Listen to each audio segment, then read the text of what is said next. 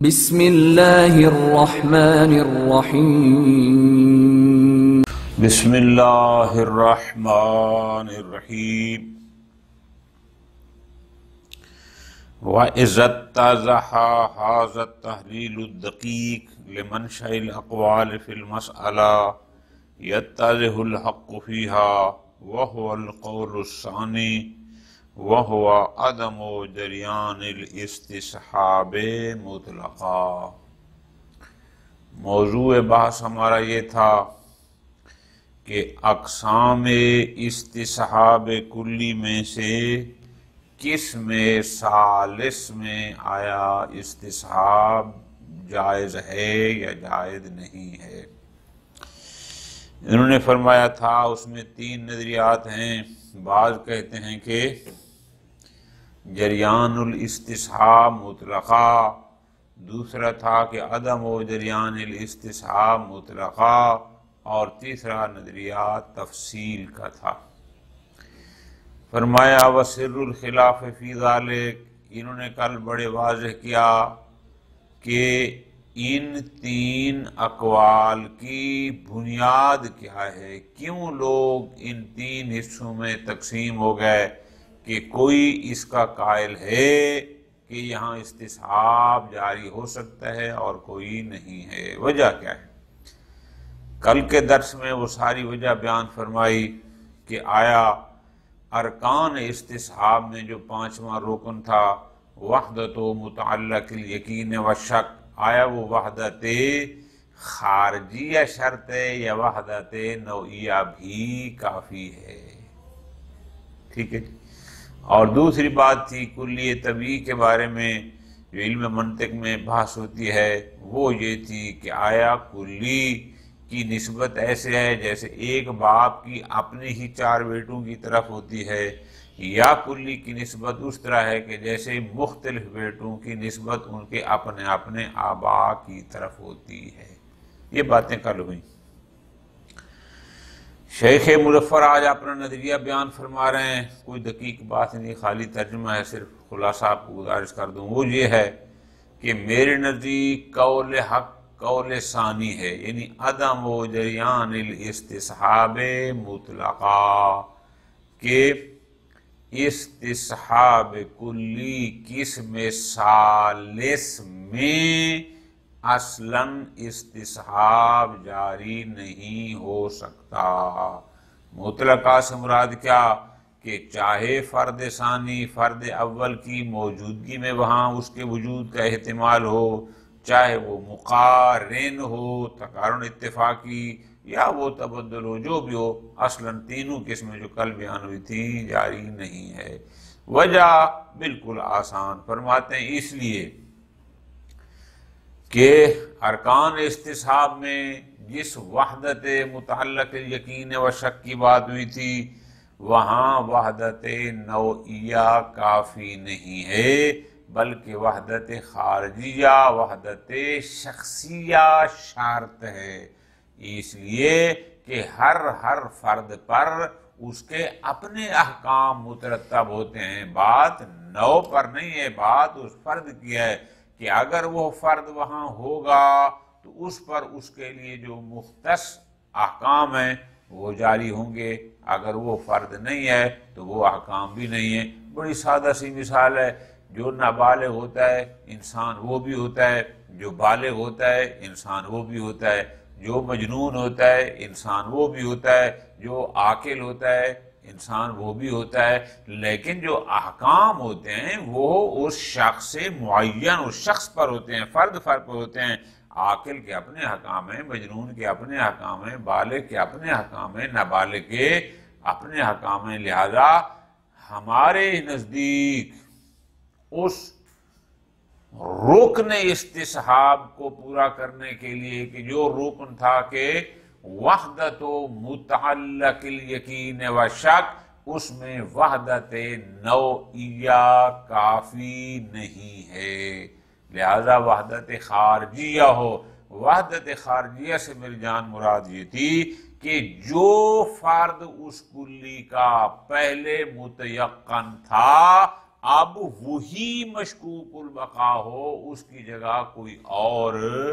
نہ ہو۔ تو پہلے جو متیقن تھا وہ تو زید تھا، اور اب جو مشکوک البقا ہے یہ تو ہے باکر۔ باکر زید کا غیر ہے، باکر کے اپنے احکام ہیں، زید کے اپنے احکام ہیں، لہذا وحدت نوعیہ کافی جب نہیں ہے تو استصحاب بھی جائز نہیں ہے۔ اسی طرح فرماتے ہیں دوسری صورت کہ اگر ہم کلی کی ذیل میں بحث کرتے ہیں علم منطق کی روشنی میں کہ کلی طبیعی، تو وہاں پر بھی اگرچہ کچھ لوگوں کا نظریہ وہ تھا جیسے کل انہوں نے کہا ہے، لیکن محققین کا نظریہ یہ ہے کہ نہ، کلی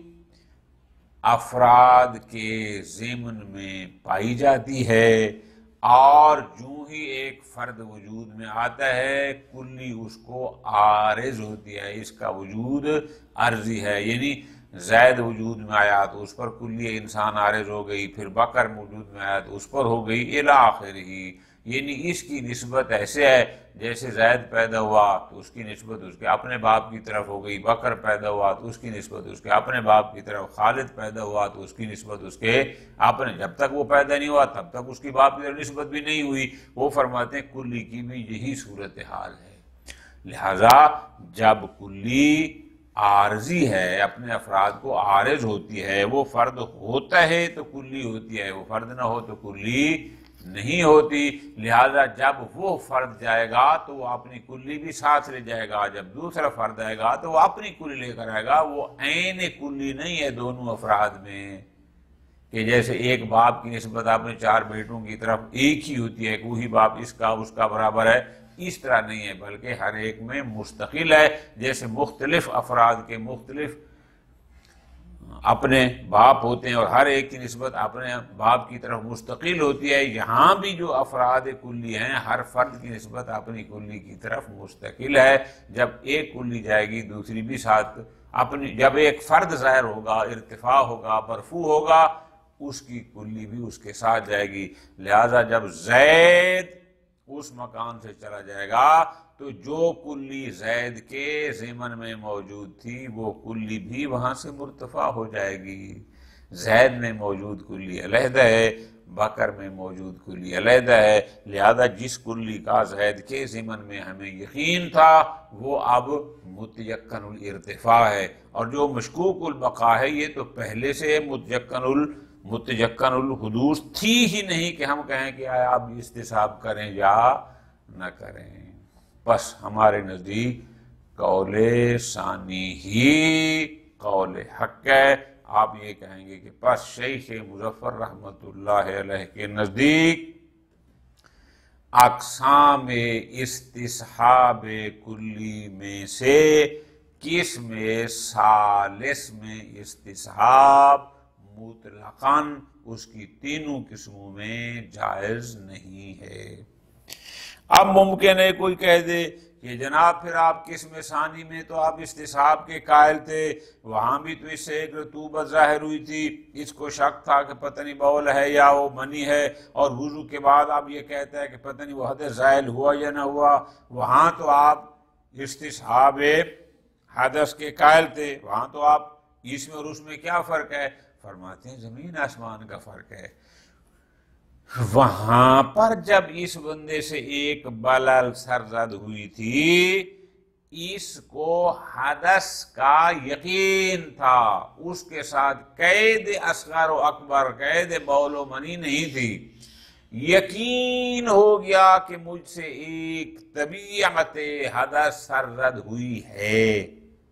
کوئی قید اس کے ساتھ نہیں تھی تاکہ ہم کہتے کہ پہلے اس کو اصغر کا یقین تھا، اکبر کا، نہ کسی کا بھی یقین نہیں تھا، ایک طبیعت حدث کا یقین تھا۔ اب وضو کے بعد جو اس کو شک ہے وہ بھی اسی طبیعت کیا مشکوک البقا ہے جو پہلے متیقن الحدوث تھی، اب وہ مشکوک البقا ہے، بات اصغر اکبر کی نہیں تھی۔ ہم بھی وہی کہہ رہے ہیں کہ جو متیقن الحدوث ہو وہی مشکوک البقا ہو، تو قسم ثانی میں متیقن الحدوث بھی طبیعت تھی، اور اب بعد الوضو مشکوک البقا بھی وہی طبیعت ہے، تو ہم اس لیے استصحاب کر رہے ہیں، جبکہ قسم ثالث میں ایسا نہیں ہے۔ وہاں جس کلی کا یقین تھا وہ تو زید کے ارتفاع کے ساتھ وہ رفع ہو گئی ہے، اب وہ ہے ہی نہیں، اور جو بکر کے ضمن میں کلی ہے یہ کبھی متیقن الحدوث تھی ہی نہیں، لہٰذا آپ ان دونوں کو مکس ایک نہیں بنا سکتے۔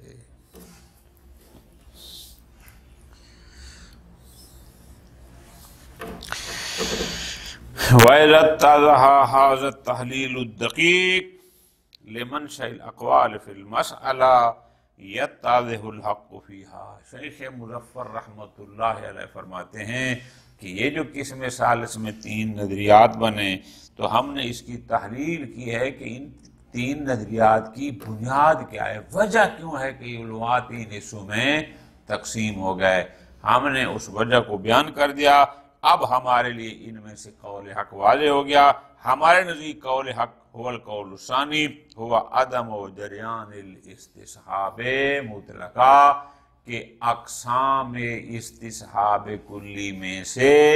قسم ثالث میں استصحاب کلی جاری نہیں ہو سکتا مطلقہ۔ مطلقہ سے مراد وہ جو ہم نے کل تین قسمیں بنائی تھیں، یہ ان کی بات ہو رہی ہے۔ کیوں؟ بہت آسان۔ اما اولا، ہم کیوں قول ثانی کو قول حق قرار دیتے ہیں، وہ اس کی پہلی وجہ۔ اما اولا وہ یہ ہے، لأنه من الواضح عدم کفایت الوحدت النوعیہ فی الاستصحاب۔ وہ جو ارکان استصحاب میں سے ایک رکن تھا وحدت و متعلق الیقین و شک، فرماتے ہیں ہمارے نزدیک واضح ہے کیا کہ اس وحدت میں وحدت نوعیہ کافی نہیں ہے۔ کیوں؟ فرماتے ہیں اس لیے لِأَنَّ مَعْنَى بَقَاءِ الْمُسْتَصْحَابِ فِيهِ هُوَ اسْتِمْرَارُهُ خَارِجًا بَعْدَ الْيَقِينِ بِهِ۔ چونکہ ہم جب کہتے ہیں کہ بقائے مستصحاب، یعنی جو پہلے جو تھا جس کا یقین تھا اب اس کو باقی رکھنا ہے، بقائے مستصحب کا مطلب ہے استمرارہ خارجاً، کہ وہی مستصحب خارج میں بھی ابھی تک مستمر ہو، یعنی اس کے وجود خارجی کا استمرار بعد الیقین بے، کہ جس کے پہلے ہونے کا یقین تھا اب بھی ہم اسی کو استمرار کریں گے کہ وہ وجود خارجی اب بھی ہے۔ وَنَحْنُ لَا نَعْنِي مِنْ اسْتِصْحَابِ الْكُلِّ، استصحاب کلی سے مراد یہ نہیں ہے کہ استصحاب نفس الماہیہ، کہ ہم ماہیہ یا طبیعت من حیث الطبیعہ کا استصحاب کریں، بات طبیعت کی نہیں ہے۔ فَإِنَّهُ لَا مَعْنَ لَهُ، بلکہ اس سے مراد ہے استصحابها، یعنی کلی کا استصحاب کرنا، بما لها من الوجود الخارجی، اس لحاظ سے کہ اس کلی کا جو وجود خارجی ہے اپنے فرد کی ضمن میں، در حقیقت اس وجود خارجی کا استصحاب کرتے ہیں کہ وہ اب بھی ہے اور اس کے ضمن میں وہ کلی بھی باقی ہوتی ہے۔ کیوں؟ لغرض ترتیب احکام الفعلیہ، چونکہ جو احکام ہیں وہ احکام فعلیہ اس کے فرد پر ہوتے ہیں، طبیعت من حیث طبیعت پر نہیں ہوتے۔ آسان۔ وَأَمَّا ثَانِيًا، اور دوسری وجہ جو ہم کہہ رہے ہیں کہ قول ثانی حق ہے وہ یہ ہے، لِأَنَّهُ مِنَ الْوَاضِحِ أَيْضًا، کیونکہ یہ بات بھی ہمارے لیے واضح ہے، روشن ہے، کہ ان الحق، کہ وہ کلی طبیعی کے بارے میں جو دو نظریات تھے ان میں سے ہمارے نظریہ حق یہ ہے کہ ان نسبت الکلی الی افرادہ من قبیل نسبت الآباء الی الابناء، ہم اس میں دوسرے نظریے قائل ہیں کہ کلی کی نسبت اپنے افراد کی طرف وہی ہوتی ہے جیسے مختلف آباء کی نسبت اپنے اپنے ابناء کی طرف ہوتی ہے۔ بڑا آسان۔ لِأَنَّهُ مِنَ الضَّرُورِ، چونکہ یہ بدیہیات میں سے ہے کہ کلی کا اپنا تو کوئی وجود ہوتا نہیں مگر یہ کہ اس کا وجود عرضی ہوتا ہے بے وجود فردی، وہ فرد ہوتا ہے تو اس کلی کا وجود ہوتا ہے، فرد نہ ہو تو اس کا کلی کا وجود بھی نہیں ہوتا۔ اب یہ بات تو کئی دفعہ پڑھی ہے۔ وفی مقامنا، اور جو ہمارا محل باس ہے کہ وہ زید وہاں سے نکل گیا، بکر آ گیا الاخری، قد وجدت حصۃ من الکلی، او زید کے ضمن میں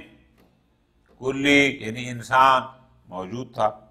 لیکن وقد ارتفعت هذه الحصۃ یقینا، اب جب زید وہاں سے خارج ہوا تو کلی کا وہ حصہ بھی اس کے ساتھ، جب زید مرتفع ہو گیا تو وہ کلی بھی مرتفع ہو گئی۔ والحصۃ الاخری فی الفرد ثانی، اور فرد ثانی میں جو حصہ ہے یعنی جو بکر میں کلی ہے جو انسان ہے، ہی من اول الامر مشکوکۃ الحدوث، یہ کم متیقن الحدوث تھی، یہ تو اول سے ہی مشکوکۃ الحدوث ہے، جب مشکوک الحدوث ہے لہذا اتحاد متعلق الیقین و شک والا روکن یہاں پر موجود نہیں ہے، اس لیے کہ جو متعلق یقین تھا اس کا ارتفاع یقینی ہے، اور جس کی بقا میں شک ہے یہ پہلے سے ہی متیقن الحدوث نہیں تھا، لہذا چونکہ متعلق یقین و شک ایک نہیں ہے، ارکان استصحاب پورے نہیں ہے، لہذا استصحاب جاری نہیں کر سکتے۔ ختم۔ وَبِهَذَا يَفْتَرِقُ الْقِسْمُ الثَّانِي عَنِ الْقِسْمِ وَبِهَذَا يَفْتَرِقُ الْقِسْمُ الثَّالِثُ عَنِ الْقِسْمِ الثَّانِي مِنْ اسْتِصْحَابِ الْكُلِّ۔ اب آپ کو پتہ چل جانا چاہیے کہ ہم کیوں قسم ثانی میں جریان استصحاب کے قائل ہوئے لیکن قسم ثالث میں جریان استصحاب کے قائل نہیں ہوئے۔ فرماتے ہیں بڑا واضح ہے، اس لیے لأنه فی القسم الثانی ذات الحصۃ من الکلی، کیونکہ وہاں پر کیا تھا، ایک بلل ظاہر ہوئی، ایک کلی حدث ایک کلی یقین ہو گیا، المتعینہ واقعا، جو واقع میں تو معین تھی کہ وہ بلل یا بول تھا یا منی تھا، واقع میں تو کلیئر تھا کہ آیا وہ اصغر تھا یا اکبر، واقع میں المعلومۃ الحدوث علی الاجمال، اور ہمیں علم اجمالی تھا، علم اجمالی کے ایک حدث سر زد ہوا، ہی یا نفسہا مشکوک البتا، لہذا جس چیز کا ہمیں علم اجمالی تھا وہی مشکوکۃ البقاء ہے کہ وہ حدث بدون صفت الاصغر والاکبر، بدون القید الاصغر والاکبر، جس کا یقین تھا اب اسی حدث کی بقا کا ہمیں شک ہے۔ ولا یدرا، اور یہ معلوم نہیں ہے کہ وہ حصہ، وہ جو حدث سرزد ہوا تھا کہ آیا وہ مضافتاً الی الفرد الطویل تھا یا الی الفرد الکثیر تھا، ہمیں یہ پتہ نہیں تھا، لہذا ہمیں اس جس چیز کا علم اجمالی تھا اسی چیز کی ہمیں بقا میں شک ہے۔ ختم۔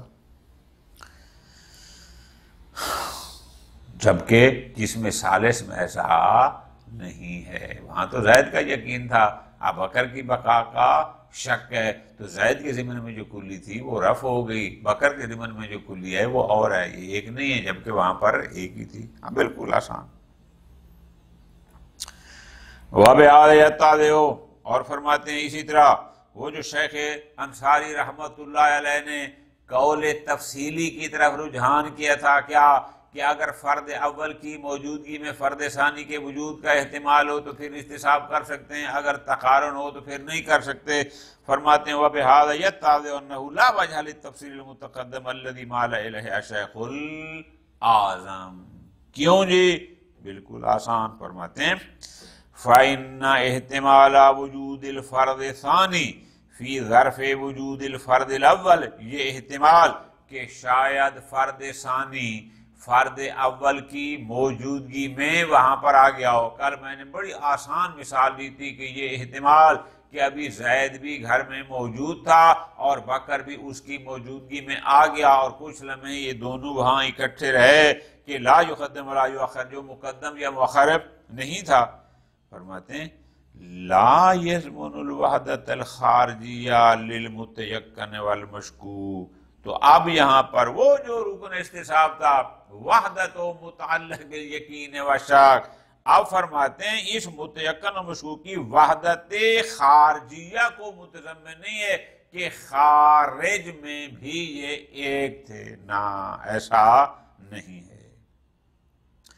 ہاں الا اذا قلنا، مگر یہ کہ آپ اس کے قائل ہو جائیں کہ جو کلی طبی میں کہتے ہیں کلی کی نسبت اپنے افراد کی طرف، من قبیل نسبت الاب الواحد الی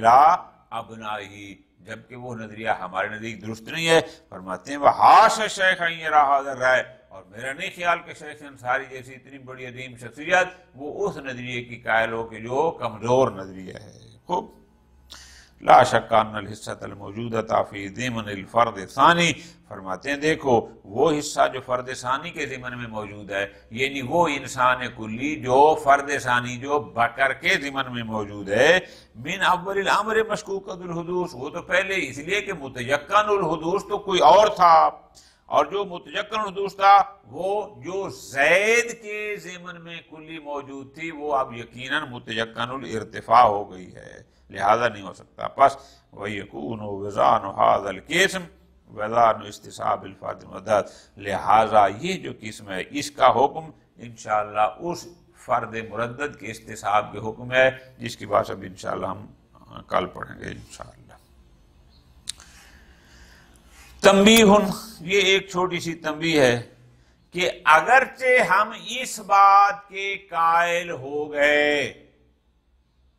کہ اقسام استصحاب کلی میں سے قسم ثالث میں استصحاب جاری نہیں ہو سکتا،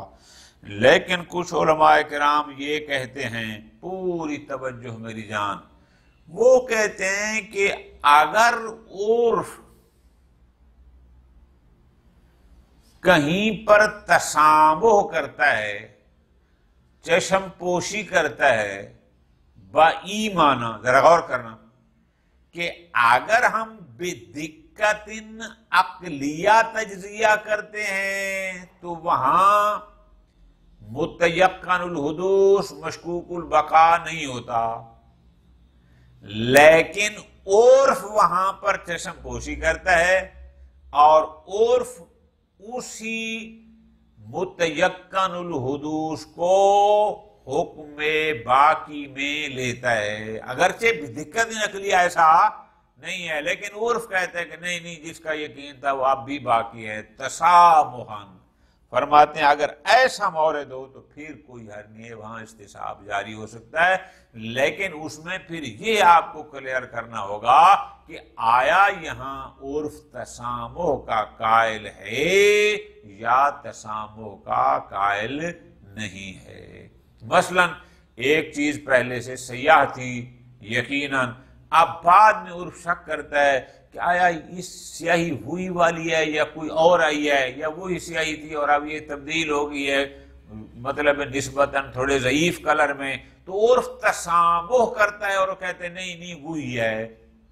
یہاں تسامح کرتا ہے۔ جب تسامح کرتا ہے تو پھر استصحاب جاری ہو سکتا ہے، لیکن وہاں پھر یہ دیکھنا ہوگا کہ آیا عرف یہاں تسامح کرتا بھی ہے یا نہیں کرتا۔ یہ آسان سی چیز ہے۔ وَقَدْ اسْتُثْنِيَ مِنْ هَذَا الْقِسْمِ الثَّالِثِ مَا يَتَسَامَحُ بِهِ الْعُرْفُ، وہ کیا ہے؟ فَيَعُدُّونَ الْفَرْدَ اللَّاحِقَ الْمَشْكُوكَ الْحُدُوثِ مَعَ الْفَرْدِ السَّابِقِ الْمُسْتَمِرِّ الْوَاحِدِ، کہ دو فرد ہوتے ہیں، ایک فرد ہے جو بعد میں آیا جو مشکوک الحدوث تھا، یعنی متیقن حدوث نہیں تھا، لیکن عرف اس مشکوک الحدوث کو بھی اسی فرد سابق کے ساتھ شمار کرتا ہے، اور وہ کہتے ہیں گویا کہ یہ ایک ہی ہے، گویا کہ یہ وہی فرد ہے۔ ٹھیک ہے جی، یعنی تسامح بدقت عقلیہ نا، بس چشم کو کہتے ہیں نہیں بھائی یہ تقریبا آپ جن میں یہ بھی وہی ہے، جیسے ہم عام کہتے ہیں کہ آپ سمجھیں یہ بھی وہی ہے، اس انداز میں۔ مثلا لو علم السواد الشدید فی محل، کہ ایک جگہ پر چہرے سیاہ رنگ کا علم تھا، ٹھیک، وشک فی ارتفاعی، اور بعد میں شک ہوا کہ اصلاً آیا وہ بالکل وہاں سے وہ ہٹا لیا گیا اور آ گیا، او تبدل ہی، یا وہاں پر ہے تو وہی لیکن اب وہ شدت سے ضعف میں منتقل ہو گیا، فإنہ فی مثلہ حکم الجمیع، اب یہاں جو ایسی مثال میں سارے کہتے ہیں کہ یہاں استصحاب جاری ہوگا، کیوں کہ وہ اس فرد ثانی کو بھی کہتے ہیں اسی فرد متیقن الحدوث میں لیتے ہیں، حالانکہ یہ خود متیقن الحدوث نہیں ہے، لیکن علماء چشم پوشی کا اور چشم پوشی کرتا ہے، یہ کہتے ہیں نہیں یہ بھی تقریباً وہی ہے۔ وَمِنْ هَذَا الْبَابِ لَوْ كَانَ شَخْصٌ كَثِيرَ الشَّكِّ، مثال دے رہے ہیں ایک اور فقہی کہ اگر ایک بندہ پہلے کثیر الشک تھا، اب شک ہوا فی زوال صفت کثرت شک، یعنی ہو کہ اب آیا اس کی کثیر الشک والی صفت کثرت شک والی ختم ہو گئی یا نہیں ہوئی، یا شک کرتے ہیں کہ تبدلها الی مرتبۃ من الشک، کہ آیا پہلے تو کثیر الشک تھا اب ہے تو صحیح لیکن اب آیا اس سے کم ہے یا نہیں ہے، تو ایسی صورت میں عرف تسامح کرتا ہے اور وہ کہتے ہیں کہ نہیں یہ اب بھی وہی ہے، اور وہاں استصحاب جاری کر دیتے ہیں کثیر الشک ہونے کا۔ قال الشیخ العظم، جناب شیخ انصاری نے اس کی علت یہ بیان کی ہے فی تعلیل جریان الاستصحاب فی هذا الباب، یہ جو تنبیہ میں کہا کہ جہاں عرف تسامح کرتا ہے کہ وہ مشکوک الحدوث کو بھی